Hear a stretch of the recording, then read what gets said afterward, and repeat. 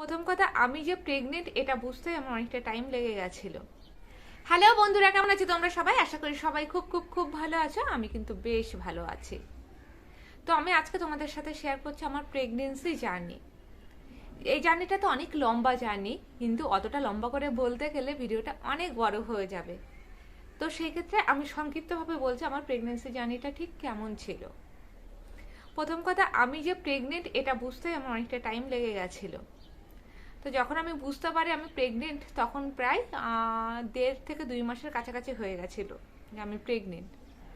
তো সেটা ভাবতে আমার এর জন্য অবাক লেগেছিল, কারণ আমার কোনো সিমটম ছিল না। 1.5-2 মাসের মধ্যে প্রেগনেন্সির কোনো সিমটমই ছিল না। যখন আমি জানতে পারি তার 1-2 দিন আগে হঠাৎ করে আমার বমি হওয়া শুরু হয়, মানে গ্যাস অম্বল একটা ব্যাপার কাজ করে। তো আমি ভেবেছিলাম নর্মালি হয়তো কোনো খাবার খেয়ে গ্যাস হয়ে গেছে, তো আমি যার জন্য গ্যাসের ওষুধ খেয়ে নিয়েছিলাম। তো তারপরে দেখি হঠাৎ করে শরীরটা না খুব ভেঙে যাচ্ছে, মানে শরীরটা খারাপ হয়ে যাচ্ছে, লেথার্জি কাজ করছে, মনে হচ্ছে আমার গায়ে শক্তি নেই, আমি অনেকদিন ধরে অসুস্থ। তো সেই ক্ষেত্রে আমি যে গাইনো ডাক্তারকে আর কি দেখাই, তো সেই ডাক্তারের কাছে যাব বলে ঠিক করি যে একবার ডাক্তার দেখিয়ে নিই যে কেন শরীরটা এরকম হচ্ছে আমার, যে আমার গাইনো কোনো সমস্যা আসছে কিনা। তো সেই মতো গাইনো ডাক্তারের কাছে গেলে আগে তো জিজ্ঞাসা করবে সেটা হলো প্রেগনেন্সি টেস্ট করা হয়েছে কিনা। তো যার জন্য আমি প্রেগনেন্সি টেস্ট করি যাওয়ার আগে, তো তখন সেটা পজিটিভ আসে, যেটা মানে আমি দেখে অবাক হয়ে যাই যে আমি মানে আবার প্রেগনেন্ট, আমি আবার মা হতে চলেছি। তো সেই যে বমি হওয়াটা স্টার্ট করে, আমার 5 মাস পর্যন্ত প্রচুর বমি করেছে। আমি যা খেতাম বমি করে দিতাম, কিছু খেতেই পারতাম না, মাথা ঘোরা, শ্বাসকষ্ট সব কিছুই আমার চলেছে, যেগুলো আমার নর্মাল সময় থাকে না। আমার কোনো শ্বাসকষ্ট বা সুগার এই ধরনের কোনো সমস্যা নেই, বাট প্রেগনেন্সি যখন যে টাইমটা, তার মধ্যে আমি দেখেছি আমি অনেক কিছু খেতেও আমার অসুবিধা হয়েছে, আর খুব দমের কষ্ট হতো। একটুখানি হাঁটলে হাঁপিয়ে যেতাম, কোনো কাজ করলে হাঁপিয়ে যেতাম। কিন্তু আমার যেহেতু ছেলে রয়েছে, তাকেও তো দেখাশোনা করতে হবে, বা সংসার বাকি কাজ আমি কিন্তু সবই নিজে হাতে তার মধ্যে করেছি। মাথা ঘুরতো তো বসে পড়তাম, আবার কাজ করতাম, আবার একটু রেস্ট করতাম, এইভাবে আমার দিন কিন্তু চলতে থাকে। আর আমি প্রচুর নিরামিষ খাবার খেয়েছি, কারণ আমার মাছ মাংসে অতটা আর কি এনার্জি ছিল না খাওয়ার। আর সব মাছ খেতে পারতাম না, হয়তো আজকে যে মাছটা খেতে পাচ্ছি তো কালকে আমি সে মাছটা আর খেতে পাচ্ছি না। কিছুটা গন্ধ ছিল, ডাল খেলে গন্ধ লাগতো, আমি অনেক দিন ধরে মুগ ডাল এগুলো খেতে পারতাম না। 5 মাস যখন কেটে যায় আস্তে আস্তে কিন্তু আমার বমিটা চলে যেতে থাকে। আর 5 মাস পর্যন্ত যে ক্যালসিয়াম আয়রন বমি যে ওষুধ, সেগুলো তো আমার চলেইছে। তো 5 মাস বাদ থেকে যখন বমি কাটতে থাকে, তখন আমি মোটামুটি সব কিছু একটু একটু করে খাওয়া শুরু করি। আর যেটা করেছি প্রেগনেন্সিতে, আমি প্রচুর কুলেখাড়া পাতার রস খেয়েছি, কারণ ওটা খুব ব্লাডের জন্য তো খুবই ভালো, রক্তের জন্য। তো যার জন্য আমি ওই পাতার রসটা খেয়েছি, আর প্রচুর শাকসবজি খেয়েছি। তো যেহেতু আমার আগে বেবি আছে পাখুম, আর ও সিজারিয়ান বেবি, তো সেই ক্ষেত্রে কিন্তু আগে যেহেতু আমার সিজার করা হয়েছিল, তো সেখানেও কিছুটা কমপ্লিকেশন ছিল, আমার পেটে ব্যথা ছিল। মানে পুরো প্রেগনেন্সি জুড়ে আমি পেটে ব্যথা ফিল করেছি। তো যখন ডাক্তার কাছে গেলাম, ডাক্তার বলল যেহেতু আগেটা সিজার ছিল, আর ওটা আমার কমপ্লিকেশন আমার প্রথম প্রেগনেন্সিতেও ছিল, সেটা আমি অন্য ভিডিওতে শেয়ার করব। তো সেই ক্ষেত্রে আমার একটু সমস্যা হচ্ছিল ওটা। তো পেটে ব্যথা ছিল, শ্বাসকষ্ট ছিল, খাওয়া দাওয়ার অসুবিধা ছিল, বমি ছিল, সব মিলে আমার শরীরটা একটা কমপ্লিকেটেড পজিশনে চলে গেছিলো, যে আমার কিছুই ভালো লাগতো না। মানে কোনো কিছুতেই আরাম পেতাম না, ইভেন আমি ঘুমাতে পর্যন্ত পারতাম না, কোনোভাবে ঘুমিয়ে আমি শান্তি পেতাম না। সোজা হয়ে তো শোয়া যায় না, মানে যেটাকে বলে চিত হয়ে শোয়া, ওইভাবে তো শোয়া যায় না। বেশিক্ষণ, হয়তো কয়েক সেকেন্ডের জন্য সোজা হতে পারতাম, বা আমি কোনো পাশ ফিরেও কমফোর্টেবল ফিল করতাম না। রাত্রেবেলায় উঠে বসে থাকতাম, যে আমার ঘুম পাচ্ছে না, আমি একটুও ঘুমাতে পারতাম না, হয়তো ভোরের দিকে কখনো কখনো ঘুমিয়ে পড়তাম। তো এইভাবে কিন্তু আমার প্রেগনেন্সি জার্নিটা ছিল। আর যেটা তারপরে যখন আর কি ডেলিভারি টাইমটাও কাছে চলে আসে, আমি ডাক্তারের কাছে যখন আমাকে অ্যাডমিট হতে বলে, যে মানে বেবির পজিশন অনুযায়ী যে বেবি ম্যাচিওর হয়ে গেছে, তো এবার ভর্তি হওয়ার সময় এসছে। তো ডাক্তার যখন আমার ভর্তি হওয়ার ডেট দেয়, তার আগেও যে সমস্যাটা ছিল লাস্ট ইউএসজিতে রিপোর্টে ধরা পড়ে, যে মানে বেবি যে আর কি জলের মধ্যে থাকে, সেই জলটা কিন্তু কমে যাওয়া আমার শুরু হয়েছিল। আর এটা আমার লাস্ট প্রেগনেন্সিতে ধরা পড়ে যে আমার জল অনেকটাই কমে, লাস্ট প্রেগনেন্সি বলছি, লাস্ট ইউএসজিতে ধরা পড়ে যে জল অনেকটাই কমে গেছিলো। এবার জল কমে গেলে যেটা হয় যে যখন তখন ডেলিভারি হতে পারে, আর সেটা সিজার করেই ডেলিভারি হয়, মানে আমার যতটুকু জানা আছে সেটাই বলছি। তো জল কমে যাওয়ার পরেও আমরা যখন ভর্তির ডেট থাকে, আমি যেদিন ভর্তি হয় হই আর কি। তো সেদিনকে মানে পরের দিন আমার ওটি হবে, তার আগের দিন আমি ভর্তি হই। আর ভর্তি হলে সেদিনকে রাতে আমার ডেলিভারি পেন শুরু হয়ে যায়, আর সেটা মারাত্মকভাবে ডেলিভারি পেন শুরু হয়ে যায়, যে আমি সারা রাত শুতে বসতে পারছিলাম না, আমার খুবই কষ্ট হচ্ছিল। তো আমার যে টাইমটা ওটির জন্য ফিক্সড করা হয়েছিল, ডাক্তারকে জানানোর পরে ডাক্তার সেই টাইমটা এগিয়ে নিয়ে আসে, এবং উনি শুধুমাত্র আমি পারপাস আগে চলে আসে। যেহেতু আমার নর্মাল ডেলিভারি পেন ছিল, উনি এসে চেক করে সঙ্গে সঙ্গে ওটি, মানে তার আগে তো আমার ওটির জন্য রেডি করাই হয়েছিল, তো ওটি রেডি করে আমারও ওটি হয়ে যায়, তো সিজার হয়ে যায়। ইভেন যখন আমার সিজার হয়, আমি সেই ওটি রুমেও আমার মধ্যে কিছুটা কমপ্লিকেশন দেখা গেছিলো, যেহেতু অ্যানেস্থেশিয়া, তো সবার পিঠের সিদ্ধারের ওপর তো ইঞ্জেকশন থাকেই, এটা তো কম বেশি সবার জানাই আছে। তো সেটা তো ছিল, তার সঙ্গেও কিন্তু আমাকে এক্সট্রা করে আরও ইঞ্জেকশন এমার্জেন্সি পারপাস ইউজ করা হয়েছিল ওটি চলাকালীন। তো সব মিলিয়ে ভীষণ কমপ্লিকেটেড একটা প্রেগনেন্সি ছিল আমার। ইভেন আমার মেয়ে যে পজিশন ছিল সেটাও অনেকটা কমপ্লিকেটেড পজিশন ছিল।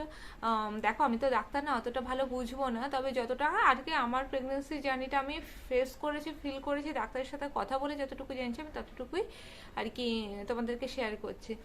তারপরে ওটি হওয়ার পরে যেটা আমার হয়েছিল, ওটি হওয়া 2 দিন বাদে আমার খুব জ্বর হয়েছিল, আর সেই জ্বরটা অনেকটাই জ্বর ছিল। তো তারপর আমার রিপোর্ট আসে আমি ডেঙ্গু পজিটিভ থাকি তখন। তো সেই ক্ষেত্রে একে তো ওটিতে তো অনেকটা ব্লাড লস হয়েছে, তারপরে আবার ডেঙ্গুতে প্রচণ্ড হাই ফিভার। তো সেই ক্ষেত্রে আর প্রচণ্ড কাঁপুনি দিয়ে জ্বরটাও শুরু হয়েছিল। তো প্রচণ্ড কাঁপুনির ফলে এরকম হচ্ছিল যে আমার যে ওটি হয়েছে, আমার স্টিচেও মনে হচ্ছিল যেন তখন এফেক্ট পড়ছিল। তো যাই হোক, আমার তো এমনি যে ওটি হওয়ার পর যেসব ওষুধপত্র যেরকম চলে, অ্যান্টিবায়োটিক ওরকম তো চলছিল, সঙ্গে সঙ্গে কিন্তু আমার ডেঙ্গু ট্রিটমেন্টও শুরু হয়ে গেছিলো। তবে আমি প্রচুর পরিমাণে জল খেয়েছি।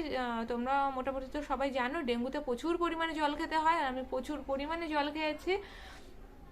তো যখন ডেঙ্গু যেহেতু ছোঁয়াচে নয়, তো মেয়েকে মাঝে মধ্যে আমি যখন জ্বর থাকতো না তখন দেখতাম, বাকি টাইম কিন্তু মেয়ে আমার কাছে থাকতো না, কারণ আমার শরীরটাও প্রচণ্ড উইক হয়ে গেছিলো। তো যাই হোক, হসপিটাল থেকে ডিসচার্জ হলাম ভালোভাবে। তো ডিসচার্জ হওয়ার পরে আমি বাড়িতে এসে আমি আর কি হেলদি ডায়েটেই চলছে আর কি, যেরকম একটা পেশেন্টের থাকা উচিত, যাতে আমার পেট খারাপ না হয় আর শরীরটা যাতে উইকনেসটা কাটে। দেখো, সিজারের তো একটা ধকল ছিল, তারপরে ডেঙ্গু আমাকে অনেকটাই উইক করে দিয়েছে। তো যার জন্য আমি আরও ভিডিও করার এনার্জি পাইনি। ইভেন বুঝতে পারছো আমার কথাতেও হয়তো সেরকমভাবে তোমরা এনার্জি খুঁজে পাচ্ছ না, খুব বেশিক্ষণ কথা বললে একটু কষ্ট হয়, এরকম একটা ব্যাপার। বসে থাকলে হঠাৎ করে উঠে গেলে মাথাটাও যেন ঘুরে আসে, এরকম মনে হয়। আমি এতটাই দুর্বল হয়ে গেছিলাম, বাট আস্তে আস্তে অনেকটা রিকভার করেছি। ও আরেকটা কথা তোমাদেরকে বলা হয়নি, যে আমার প্রেগনেন্সিতে প্রচুর পেটের সমস্যা চলছিল। প্রথম দিকে তো পটের সমস্যা চলছিল, আর লাস্টের দিকে হতো আমার খুব পেট খারাপ হতো। আমি কিন্তু বাইরের কোনো খাবার খেতাম না, ঘরের নর্মাল খাবার খেতাম, বাট আমার হুটহাট করে পেট খারাপ হয়ে যেত। তো যেটাতেও আমার শরীর মানে অনেকটা কাহিল হয়ে পড়তো। আর যেহেতু প্রেগনেন্সিতে অনেক ধরনের ওষুধ খাওয়া যায় না, তো সেই ক্ষেত্রে আমি অনেকটা অসুবিধাও কিন্তু ফেস করেছি। তো মোটামুটি এই মিলিয়েছিল আমার প্রেগনেন্সি জার্নি। বাট হ্যাঁ, আমার বেবি একদম সুস্থ, হেলদি বেবি হয়েছে। তার কোনো কমপ্লিকেশন বা কোনো রকম সমস্যা হয়নি, ঠাকুরের ইচ্ছায়, তোমাদের আশীর্বাদে। তো সব মিলে প্রেগনেন্সি জার্নিটা এরকমই ছিল। আর এখন আমার শরীর অনেকটা উইক, আমার হয়তো আগের মতো অত এনার্জেটিক হতে একটু টাইম লাগবে। তবে যদি তোমাদের এই ভিডিওটা কোনো উপকারে আসে, তবে একটা কথা তোমাদেরকে বলবো, মনের জোর ভীষণ দরকার, ভয় পেলে চলবে না। আর শরীরকে বলে না, ওই বেশি প্রশ্রয় দেওয়া উচিত না। যদি কেউ যদি মনের দিক দিয়ে ভেবে নেয় যে আমার এটা হচ্ছে ওটা হচ্ছে, আমি খুব উইক হয়ে যাচ্ছি, যদি মনের মধ্যে একবার এই জিনিসগুলো ঢুকে যায়, তাহলে কিন্তু শরীর আরও মনে হবে যেন যে আমার শরীর আরও পারমিট করছে না। আর তোমাদেরকে বলি, এই টোটাল প্রেগনেন্সি আমার এতটা কমপ্লিকেশন থাকা সত্ত্বেও, এতটা আমার শরীর খারাপ গেছে, এত কিছুর বাদেও কিন্তু আমি বাড়ির যেগুলো নর্মাল কাজে, রান্না বান্না বলো, বা আমার একটা বাচ্চা আছে তাকে সামলানো, তার এভরিথিং, মানে তার স্নান করানো, খাওয়ানো, পড়াশুনো করানো, বাকি লোকজনেরও খেয়াল রাখা, কিন্তু সমস্ত কিছুই আমি নিজে হাতে করেছি। মানে যেদিনকে আমি অ্যাডমিট হয়েছি হসপিটালে, আমি তার আগের দিন পর্যন্ত কিন্তু এই কাজগুলো করেছি। আমি মানে শরীরটাকে, আমার শুধু এটা মনে হয়েছিল যে আমাকে যে করে হোক অ্যাক্টিভ থাকতে হবে।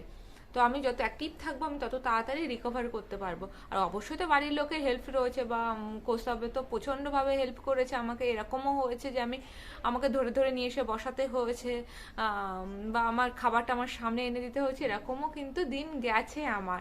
তো সব মিলে এই ছিল আমার প্রেগনেন্সি জার্নি মোটামুটি। আর তোমাদের যদি ভালো লেগে থাকে ভিডিওটা, তাহলে লাইক শেয়ার কমেন্টস করতে কিন্তু একদম ভুলবে না। আর এটা থেকে যদি মানে তোমাদের কোনো উপকারে আসে, তো আমার সত্যি নিজের খুব ভালো লাগবে। আর অবশ্যই এই প্রেগনেন্সি সম্পর্কিত আমি আরও ভিডিও তোমাদের সাথে শেয়ার করতে চাই, যাতে আমি বলবো আমার ছেলের ক্ষেত্রে আমার কি কি সিমটম ছিল, আর আমার মেয়ের ক্ষেত্রে আমার কি কি সিমটম ছিল।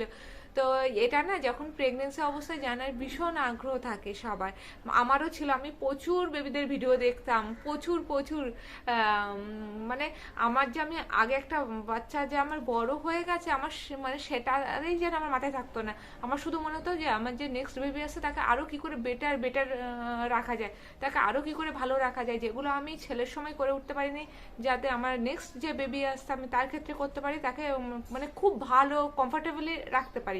তো এটা আমার মাথায় সারাক্ষণ থাকতো, ওই জন্য আমি প্রচুর ভিডিও দেখেছি প্রেগনেন্সির সময়তে। সেই ভিডিওগুলো কিন্তু আমার যথেষ্ট উপকারে এসছে। তো আমি অবশ্যই তোমাদের সাথে সেই ভিডিও শেয়ার করতে চাই। তোমরা যদি আর কোনো ভিডিও মানে আর কোনো ইনফরমেশন জানতে চাও যে প্রেগনেন্সি সংক্রান্ত, আমি অবশ্যই শেয়ার করবো, তোমরা অবশ্যই কমেন্টস করে সেটা জানিও। তো চলো বন্ধুরা, এখনকার জন্য সবাই টাটা, বাই বাই, দেখা হচ্ছে নেক্সট একটি সুন্দর ভিডিওতে।